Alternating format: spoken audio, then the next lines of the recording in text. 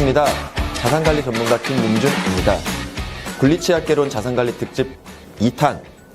그 두 번째는 왜 분산투자로 저축을 해야 하는가입니다. 대부분의 사람들은 월급을 받으면 50%는 지출을 하고 50%는 저축을 합니다. 혹시 아직도 50%를 저축 안 하시는 분은 없으시겠죠? 자, 우리는 왜 저축을 하고 있을까요? 그리고 왜 분산투자로 자산을 모아야 할까요? 오늘은 그 이유에 대해서 흥미롭게 알아보겠습니다.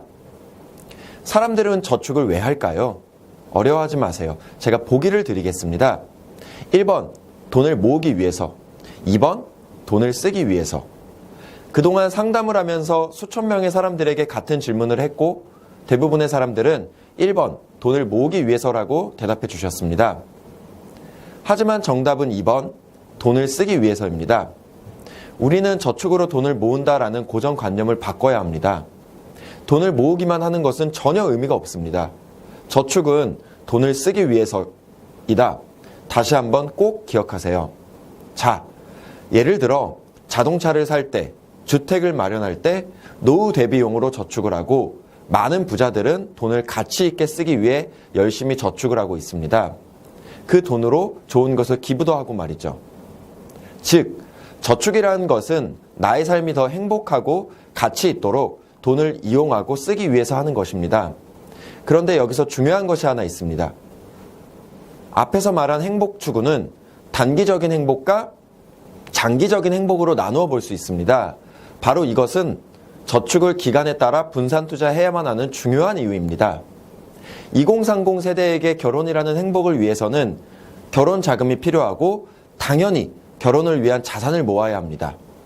4050 세대에게 편안하고 안락한 노후 생활이라는 행복을 위해서는 노후 자금이 필요하고 당연히 노후 생활을 위한 자산을 모아야 합니다.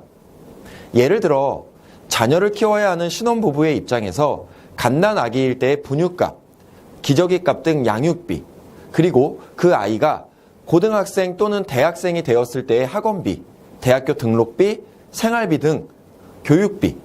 그렇다면 앞에 말한 양육비와 교육비 중에 어떤 자금이 더 많이 들까요? 당연히 후자인 자녀 교육비가 양육비에 비해 최소 3배 이상 많이 듭니다. 맞습니다.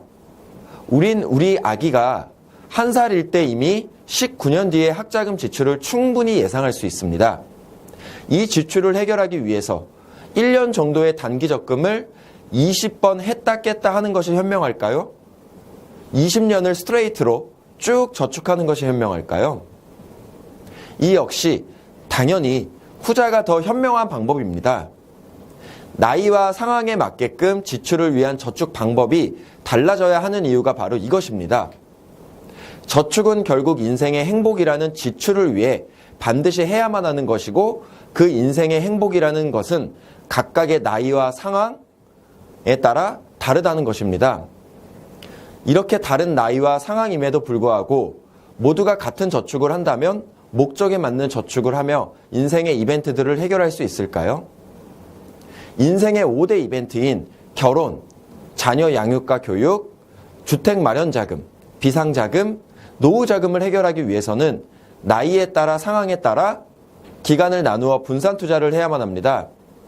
단기 저축은 은행을 활용하고 중장기 저축은 보험사를 활용하여 시기별로 목적에 맞는 자산을 차근차근 형성해야 합니다.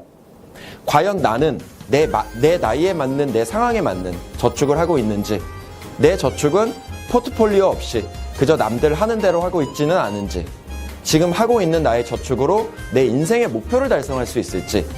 자, 더 늦기 전에 자산관리 전문가와의 상담을 통해 올바른 인생 방향을 잡아보시길 바랍니다.